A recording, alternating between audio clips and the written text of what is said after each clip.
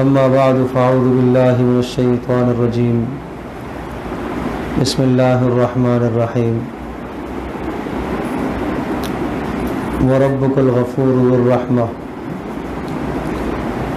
لو يؤاخذهم بما كسبوا لعجل لهم العذاب بل لهم موعد لن يجدوا من دونه موئلا صدق الله مولانا العظيم رب اشرح لي صدري ويسر لي أمري واحلل عقدة من لساني يفقهوا قولي اللهم صل على محمد وعلى آل محمد كما صليت على إبراهيم وعلى آل إبراهيم إنك حميد مجيد اللهم بارك على محمد وعلى آل محمد كما باركت على إبراهيم وعلى آل إبراهيم إنك حميد مجيد۔ اللہ تبارک تعالیٰ کا ارشاد گرامی ہے وَرَبُّكَ الْغَفُورُ ذُو الرَّحْمَةِ کہ تمہارا پروردگار وہ بخشنے والا بھی ہے اور تمہارا پروردگار رحمت والا بھی ہے۔ اگر وہ بخشش والا نہ ہوتا اور وہ رحمت والا نہ ہوتا لو یؤاخذہم بما کسبوا اگر انسانوں کے برے اعمال کی وجہ سے ان کو سزا دینا چاہے لعجل لهم العذاب تو فوری اللہ تبارک تعالیٰ اپنے عذاب کو متوجہ کر دے۔ اسی طرح سے دوسرے مقام پر ارشاد فرمایا وَلَوْ يُؤَاخِذُهُمْ بِمَا كَسَبُوا مَا تَرَكَ عَلَى ظَهْرِهَا مِن دَابَّةٍ اگر انسانوں کے گناہوں کو اللہ پاک دیکھ کر فیصلہ فرمائے تو اس کائنات میں کوئی چوپایا بھی زندہ نہ رہے، سب کے لیے ہلاکت کے فیصلے ہو جائیں۔ اگر انسانوں کے اعمال کو دیکھ کر فیصلہ فرمائے اللہ پاک تو پھر اس دنیا میں کوئی بھی انسان زندہ رہنے کے قابل نہ رہے۔ ایک اور حدیث میں ارشاد فرمایا نبی صلی اللہ علیہ وسلم نے بتایا کہ اللہ تبارک تعالیٰ کو اس دنیا میں عذاب بھیجنے کے لیے اللہ تبارک تعالیٰ قادر مطلق ہے، جب چاہے پوری دنیا کو تباہ کر سکتا ہے، لیکن اللہ تبارک تعالیٰ چند وجوہات کی بنیاد پر عذاب کو نہیں نازل فرماتا۔ ایک حدیث کا مفہوم عرض کر رہا ہوں۔ نمبر ایک، وہ بوڑھے جن کی کمریں اسلام میں جھک گئی ہیں، دین میں اللہ کے احکام کو پورا کرتے ہوئے نمازوں کی روزوں کی پابندی کرتے کرتے ان کی کمر جھک گئی ہے اور ان کے بال سفید ہو گئے ہیں۔ اگر اللہ تبارک تعالیٰ کو ان بوڑھوں کا اندیشہ نہ ہو اور ان بوڑھوں کا سبب نہ ہو تو اللہ تبارک تعالیٰ عذاب کو نازل کر دیتا۔ نمبر دو، وہ بچے جو دودھ پیتے بچے ہیں، جو نابالغ ہیں، جن کا ابھی کوئی گناہ نہیں ہے، ان بچوں کی وجہ سے اللہ پاک عذاب کو دور کر دیتا ہے۔ نمبر تین، وہ چوپائے اور وہ جانور جو بے زبان ہیں، جن کی زبان نہیں ہے، بولتے نہیں ہیں، اللہ نے انہیں انسانوں کے نفع کے لیے پیدا فرمایا ہے۔ اگر یہ چوپائے یہ جانور نہ ہوتے تو اللہ تبارک تعالیٰ عذاب کو نازل کر دیتا۔ تو اس لیے میرے عزیز دوستوں اور بزرگوں، علماء اور بہنوں، اللہ تبارک تعالیٰ کے عذاب سے بچنے کے لیے اور آخرت کے عذابوں سے اور جہنم اور اس کے تمام عذابوں سے بچنے کے لیے اللہ پاک نے یہ مبارک مہینہ ہمیں دیا اور اس کا اکثر و بیشتر حصہ تو گزر گیا، تھوڑا سا حصہ باقی رہ گیا، ایک عشرے سے کچھ زیادہ وقت باقی رہ گیا۔ پہلا عشرہ اللہ پاک کی طرف سے رحمت کا، دوسرا عشرہ اللہ پاک کی طرف سے مغفرت کا، اور تیسرا عشرہ اللہ پاک کی طرف سے جہنم سے آزادی اور خلاصی کا ہے۔ ہم نے اپنے آپ کو محنت کر کے جہنم سے آزاد کرانا ہے۔ اب اللہ پاک کی پکار دیکھو، اللہ تبارک تعالیٰ تمہیں پکار رہا ہے، یدعوکم لیغفر لکم من ذنوبکم ویؤخرکم الی اجل مسمی۔ تمہارا رب، تمہارا اللہ، تمہارا پروردگار وہ تمہیں دعوت دے رہا ہے اور وہ تمہیں پکار رہا ہے، کس بات کی طرف؟ لیغفر لکم، تاکہ تمہارے گناہوں کو معاف کرے۔ وہ پروردگار تمہیں بلا رہا ہے اس لیے تاکہ تمہارے گناہوں کو معاف کرے۔ اس کی مثال ایسے ہے جیسے آپ نے اپنے گھر میں کسی شخص کو دعوت دی، اور آپ نے اس کو دعوت دی ہے کھانے پر یا کوئی اور چیز دینے پر، اور آپ نے اس سے یہ کہا کہ آپ آؤ، میں آپ کو یہ چیز دوں گا، آپ کو کھانا کھلاؤں گا، آپ کو میں نے اتنے اتنے پیسے دینے ہیں۔ جب آپ اس کے گھر میں جائیں گے تو اس کے کرم کا تقاضا اور اس کی شرافت کا تقاضا یہ ہے کہ وہ چیز آپ کو وہ عطا کرے، اور اگر وہ چیز نہیں عطا کرتا تو کیا کہا جائے گا؟ یہ بڑا عجیب آدمی ہے، بلایا اور پھر بھی نہیں دیا، اور بلا کر کہا تھا کہ آ جاؤ میں عطا کرتا ہوں، پھر بھی نہیں دیا۔ اسی طرح سے اللہ تو کریم ہے، اللہ تو بڑا مہربان ہے، اللہ تمہیں پکار رہا ہے، یدعوکم لیغفر لکم من ذنوبکم، تمہارا رب تمہیں بلا رہا ہے کہ آؤ میں تمہارے گناہ بخشوں، آؤ میں تمہاری غلطیوں کو معاف کروں، آؤ میں تمہارے قصوروں کو معاف کروں، آ جاؤ میں تمہاری توبہ کو قبول کروں۔ جو آدمی پھر اللہ تبارک و تعالیٰ کی اس پکار پر لبیک نہ کہے، روزانہ اللہ کی طرف سے صدائیں آئیں کہ آ جاؤ میں تمہاری گناہوں کو معاف کروں، آ جاؤ میں تمہارے گناہوں کو بخش دوں، آ جاؤ تمہاری توبہ کو قبول کروں، پھر بھی جو نہ آئے وہ بڑا بد نصیب ہے۔ اس بد نصیبی سے اپنے آپ کو ہم نے بچانا۔ ایسے پیارے کلمات، ایک بدو آیا اعرابی رسول اکرم صلی اللہ تعالی وسلم کے روزے پر، اور عجیب کلمات سے اس نے اللہ کی بخشش طلب کی، اندر کے جذبات اس کے عجیب تھے۔ کہتا ہے اے اللہ ھذا حبیبک، میں اس خبر پر آیا ہوں، یہ رسول پاک صلی اللہ تعالی وسلم یہ آپ کے محبوب ہیں، اور والشیطان عدوک، اور شیطان آپ کا دشمن ہے، وانا عبدک، اور میں آپ کا بندہ۔ اے اللہ اگر تو نے میرے گناہ معاف کر لیے، ان تغفرنی، اے اللہ اگر تو نے میرے گناہوں کو معاف کر لیا تو یہ آپ کے حبیب خوش ہو جائیں گے، محمد صلی اللہ علیہ وسلم خوش ہو جائیں گے۔ نمبر 2، آپ کا دشمن شیطان غمگین ہو جائے گا، پریشان ہوگا، اور یہ آپ کا بندہ نجات پا لے گا۔ اگر آپ نے میرے گناہ معاف کر لیے تو محمد صلی اللہ علیہ وسلم جو آپ کے محبوب ہیں یہ خوش ہو جائیں گے، اور آپ کا جو دشمن شیطان ہے وہ پریشان اور غمگین ہوگا، اور آپ کا بندہ جو میں ہوں میں کامیاب ہو جاؤں گا۔ اور اے اللہ اگر آپ نے میرے گناہ نہ معاف کیے، آپ نے مجھے نہ بخشا، تو محمد صلی اللہ علیہ وسلم جو آپ کے محبوب ہیں یہ غمگین ہوں گے، اور آپ کا جو دشمن شیطان ہے وہ خوش ہوگا، اور آپ کا یہ جو بندہ ہے یہ ہلاک ہو جائے گا۔ تو اے اللہ تو کریم ہے، تو مہربان ہے، اے اللہ تو اس بات سے پاک ہے کہ تو اپنے حبیب محمد صلی اللہ علیہ وسلم کو تو غمگین کرے، اور اپنے دشمن شیطان کو تو خوش کرے، اور اپنے بندے کو تو ہلاک کرے۔ اے اللہ تو اس بات سے پاک ہے، تو ایسا نہیں کرے گا، اس لیے کہ تو کریم جو ہوا، تو مہربان جو ہوا۔ اور اگلا جملہ بڑا عجیب اس نے کہا، کہنے لگا اے اللہ ہمارے یہاں عرب میں رواج ہے کہ جب کوئی سردار مرتا ہے تو اس سردار کی قبر پر، اس سردار کے چاہنے والے اپنے غلاموں کو آزاد کرتے ہیں، اس کے ایصال ثواب کے لیے آزاد کرتے ہیں، اس کو خوش کرنے کے لیے اس کی روح کو آزاد کرتے ہیں۔ اے اللہ میں آپ کا غلام ہوں، محمد صلی اللہ علیہ وسلم سردار ہیں، سید الاولین والآخرین ہیں، پہلوں کے بعد والوں کے قیامت تک آنے والے سب کے سردار ہیں، سب کے سردار ہیں۔ اے اللہ تو آقا ہے اور میں تیرا غلام ہوں اور یہ سردار ہیں، اے اللہ اس سردار کی قبر پر اے اللہ تو آقا اس غلام کو جہنم سے آزاد کر دے، اس غلام کو جہنم سے آزاد کر دے۔ ایسے پیارے کلمات ہیں، اس طرح سے اللہ سے مانگو، اس طرح سے اللہ سے مانگو۔ اور ایک اور آدمی اللہ سے اپنے گناہوں کی مغفرت مانگ رہا ہے، اور یہ عجیب کلمات تھے اس کے، کہنے لگا یا من لا تضرہ الذنوب، اے وہ ذات کہ جس کو گناہ نقصان نہیں دیتے، جتنے بھی گناہ ہو جائے اسے کیا نقصان ہے، وہ تو حلیم ہے، حلم والا ہے، تحمل والا ہے، اسے تو کوئی نقصان نہیں۔ اے اللہ تو حلیم ہے، تو مہربان ہے، تجھے تو کوئی غم نہیں ہے. یا من لا تضرہ الذنوب، اے وہ رب کہ جس کو گناہ نقصان نہیں دیتے.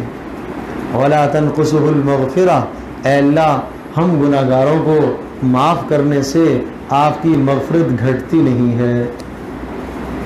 آپ کی مغفرت گھٹتی نہیں. آپ کی مغفرت تو بڑی وسیع ہے. اور رحمتی وسعت کل شیء. اللہ اکبر. آدم علیہ السلام کو جب اللہ پاک نے پیدا فرمایا تو فرماتے ہیں اللہ پاک کے اس عرش پر لکھا ہوا تھا رحمتی سبقت غضبی، کہ میری رحمت میرے غصے پر ہمیشہ غالب رہے گی. اللہ کی رحمت اللہ کے غضب اور اللہ کے غصے پر ہمیشہ غالب رہے گی. تو اس طرح سے وہ لوگ اللہ پاک سے اپنے گناہوں کی مغفرت طلب کیا کرتے تھے. اس طرح سے اپنے گناہوں کی معافی اللہ پاک سے مانگا کرتے تھے. یہ بات ہے اس بندے کا اپنے رب سے تعلق، جس سے جتنا قریبی تعلق ہوتا ہے تو اس سے آدمی بات مناتا ہے اور گھنٹے گھنٹے آدمی بات کرتا ہے. تو جس آدمی کا اپنے پروردگار سے اپنے اللہ سے جتنا تعلق ہوگا اس کا دعاؤں میں جی لگے گا. اس کو رات کی تاریکیوں میں، رات کی تنہائیوں میں اسے اللہ کے سامنے ہاتھ اٹھاتے ہوئے مزہ آئے گا، اسے ہاتھ اٹھاتے ہوئے لطف آئے گا. کیوں جی؟ اس لیے کہ اللہ پاک سے اس کا تعلق، اللہ پاک سے اسے محبت ہے. تو جب اللہ پاک سے بندہ محبت کرتا ہے اور اللہ پاک سے آدمی جو امید رکھتا ہے کہ ہاں اللہ تبارک و تعالی کریم ہے، کرم کرنے والا ہے، تو اللہ پاک اس کی امید کے مطابق فیصلہ کرتا ہے. ایک شخص آیا آپ علیہ السلام سے آگے پوچھتا ہے کہ اللہ کے رسول آپ یہ بتائیے آخرت میں حساب کون لے گا؟ تو نبی اسلام نے ارشاد میں حساب تو اللہ پاک لے گا. تو اچھا اللہ حساب لے گا، بس پھر مجھے کوئی پریشانی نہیں. کیوں جی؟ اللہ تو کریم ہے، اور کریم کو جب عذاب اور سزا دینے کا اختیار ہوتا ہے تو وہ اختیار کے بعد ہی معاف کیا کرتا ہے. ہاں جی، کریم تو وہ ہوتا ہے کہ جب اسے اختیار ہو جائے تو اختیار کے بعد وہ معاف کر دے گا. تو پھر مجھے پریشانی کی بات نہیں ہے. اللہ پاک عذاب لینے والا، اللہ پاک جو ہے سزا دینے والا، اللہ تبارک تعالی حساب لینے والا. تو مجھے امید ہے کہ اللہ پاک میرے ساتھ رحم والا معاملہ فرمائے. ایسے عجیب تعلقات تھے ان لوگوں کے. صحابہ کرام رضی اللہ عنہم اجمعین کی محبتیں اللہ کے ساتھ. ایک بدو آیا، یہ آیت نازل ہوئی فَوَرَبِّ السَّمَاءِ وَالْأَرْضِ إِنَّهُ لَحَقٌّ مِثْلَ مَا أَنَّكُمْ تَنطِقُونَ وَفِي السَّمَاءِ رِزْقُكُمْ وَمَا تُوعَدُونَ. کہا وَفِي السَّمَاءِ رِزْقُكُمْ، تمہارا رزق آسمانوں میں ہے اور تمہارے پر آنے والے حالات اللہ کی طرف سے آتے ہیں. فَوَرَبِّ السَّمَاءِ وَالْأَرْضِ، آسمانوں اور زمینوں کے رب کی قسم، إِنَّهُ لَحَقٌّ، یہ بات سچ ہے. یہ ایسے ہی مثل ما انکم تنطقون، جیسے تم آپس میں بولتے ہو تمہاری باتیں، اسی طرح سے اللہ کا یہ کلام حق ہے، سچ ہے. ایک بدو نے یہ آیت سنی، دھوڑتا ہوا آیا، اللہ کے رسول کس نے اللہ کو مجبور کیا قسم کھانے پر؟ کون اللہ کی بات پر یقین نہیں کر رہا ہے؟ گردن اڑا دوں گا اس کی. یہ اللہ نے قسم کھائی ہے، کیوں؟ یہ کس نے اللہ کی بات پر یقین نہیں کی؟ عجیب جذبات تھے. فَرَبِّ السَّمَاءِ وَالْأَرْضِ إِنَّهُ لَحَقٌّ مِثْلَ مَا أَنَّكُمْ تَنطِقُونَ. تو اللہ پاک کی ذات عالی سے ان کو ایسے امید ہوتی تھی. ایک اور آدمی آپ علیہ السلام کی خدمت میں آئے، انہوں نے اپنا گناہ ظاہر کیا اور گناہ سے جوان تھے، اتنے خائف تھے، اتنے ڈرے ہوئے تھے، اپنے گناہوں پر روئی جا رہے، اور یوں سمجھو کہ روتے روتے ان کی جان نکل رہی تھی اپنے گناہوں پر. تو رسول پاک صلی اللہ علیہ وسلم نے دیکھا وہ غشی کسی کیفیت ان کی ہو رہی تھی. آپ نے ان کو اپنی گود میں سر ان کا رکھا اور پھر آپ نے ارشاد میں تم یہ کلمات کہو، اللہم مغفرتک اوسع من ذنوبی، اے اللہ تیری مغفرت اے اللہ میرے گناہوں سے زیادہ وسیع ہے. اے اللہ تیری مغفرت میرے گناہوں سے زیادہ وسیع ہے. اور ورحمتک ارجا عندی من عملی، اے اللہ تیری رحمت سے مجھے زیادہ توقع ہے اپنے اعمال کی بنسبت، کہ میرے اعمال بھی ہیں جنت میں جانے کا ذریعہ ہے، لیکن ان اعمال پر مجھے وہ توقع اور امید نہیں ہے جو مجھے امید ہے کس چیز پر؟ آپ کی رحمت پر۔ اللہم مغفرتک اوسع من ذنوبی، اے اللہ تیری مغفرت میرے گناہوں سے زیادہ وسیع ہے، ورحمتک ارجع عندی من عملی، اور اے اللہ تیری رحمت میرے نزدیک زیادہ قابل بھروسہ ہے میرے اعمال سے۔ یہ کلمات انہوں نے کہے اور نبی علیہ الصلوۃ والسلام کی گود میں سر رکھے ہوئے انہوں نے دم توڑ دیا، جان چلی گئی، اللہ کے پاس پہنچ گئے۔ تو اللہ پاک کی ذات عالی سے مایوس نہ ہو جائے۔ اس وقت اللہ پاک کی طرف سے رحمت اس قدر متوجہ ہے، اور اس متوجہ ہونے کی نشانیاں دیکھو کہ آپ کے فرض 70 فرضوں کے برابر چلے گئے، آپ کے نفل فرضوں کے برابر آ گئے۔ پھر ایک رات آنے والی ہے، اگر اس رات کو آپ نے پا لیا تو 1000 مہینے آپ نے گویا کہ اللہ کی عبادت کر دی، 1000 سے بھی زیادہ، اور 1000 مہینے 82 سال بنتے ہیں۔ تو مطلب یہ کہ اس رات کے اندر آپ کا اللہ سے وہ تعلق بن سکتا ہے جو آپ کا یوں کہا جائے کہ 82 سال میں جا کے بنے گا، وہ ایک رات میں آپ اللہ سے تعلق بنا سکتے ہیں۔ یہ اللہ کی رحمت کی دلیل ہے۔ اور جہنم کے دروازے بند کر دیے گئے اور جنت کے دروازے کھول دیے گئے، اور آسمانوں سے فرشتے اترنے والے یہ اعلان کرنے لگ گئے کہ اے خیر کے چاہنے والوں آگے آ جاؤ، اے گناہوں کو کرنے والوں پیچھے ہٹ جاؤ۔ فرشتے نیکیوں کا خیال ڈال رہے ہیں، نیکیوں کا خیال ڈال رہے ہیں۔ آپ مسجد میں گئے، دیکھا ماحول ہے قرآن پڑھنے کا، آپ نے بھی قرآن مجید اٹھا لیا، چلو جی۔ آپ نے دیکھا جناب وہاں افطاری ہو رہی ہے، چلو میں بھی کچھ اپنا حصہ ملا دوں۔ آپ نے دیکھا ایک حاجت مند جا رہا ہے، ضرورت مند جا رہا ہے، پتہ چلا حاجت مند ہے، چلو میں بھی اپنے مال سے اس کے ساتھ کچھ تعاون کروں۔ ہر آدمی کسی نہ کسی درجے میں نیکی کمانے کی کوشش کر رہا ہے، راتوں کو قیام کر کے، دن کو روزے رکھ کے۔ میرا عزیز دوستوں بزرگوں، بس تھوڑی سی محنت کی ضرورت ہے مزید۔ کیا محنت کرنی ہے؟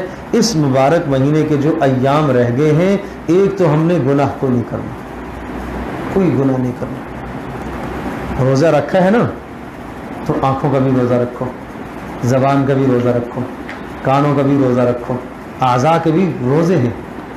ایک تو یہ کام کرنا ہے کہ ہر گناہ سے اپنے آپ کو بچانا ہے، اور نمبر 2 دوسرا کام یہ کرنا ہے کہ اللہ تبارک تعالیٰ کی ذات عالی سے پر امید رہنا ہے۔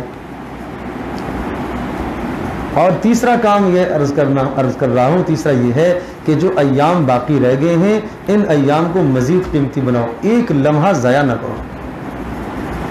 اور اب جو راتیں آنے والی ہیں، ان راتوں میں روزانہ 4 کام کر کے سویا کرو، روزانہ، خاص طور پر طاق راتوں میں، اور ورنہ روزانہ 4 کام کر کے سویا کرو، تو لیلۃ القدر کا قیام مل جائے گا۔ نمبر 1 رات کو تھوڑی دیر نوافل ادا کر لیے جائے، کچھ نوافل ادا کر لیجیے نماز تراویح کے علاوہ۔ نمبر 2 کچھ تلاوت کر لی جائے۔ نمبر 3 کچھ اذکار کر لیے جائیں، اور نمبر 4 کچھ دعائیں کر لی جائیں۔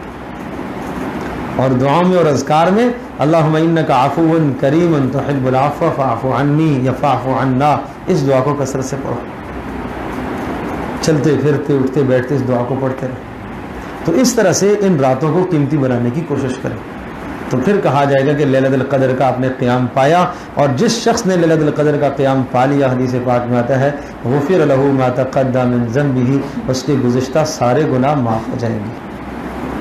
تو جس طرح سے ابھی آپ نے قرآن مجید شروع سے لے کر آخر تک سماعت فرمایا ہے، اب ایک عشرہ آپ کے پاس ہے۔ اگر روزانہ 3 سپارے قرآن کی تلاوت کر کے ایک قرآن کا دور اور مکمل کر تو سبحان اللہ کتنی اچھی بات ہے۔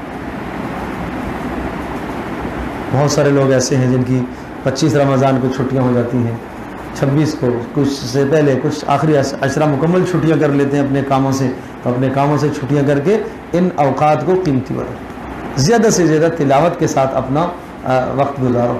اچھا، قرآن کی تلاوت سے جتنا وقت گزرے گا تلاوت کے ساتھ، ادھر روزے سے نفس دبا کچلا گیا، اور مزید تلاوت سے صفائیاں ہونا شروع ہو گئی اندر سے حسد، کینے، بغض، نفرتیں، دنیا کی محبتیں، یہ سب نکل کے بھاگیں گی، اللہ کی محبتیں دل میں آئیں گی۔ جتنا تلاوت کرو گے اور جتنا قرآن مجید آپ پڑھو گے، اس کا فائدہ یہ ہوگا کہ آپ کے دل سے زنگ اترے گا، اللہ کی طرف اور رغبت پیدا ہوگی۔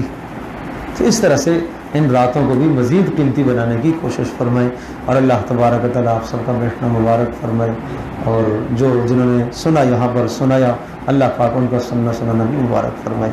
وآخر دعوانا الحمدللہ رب العالمین۔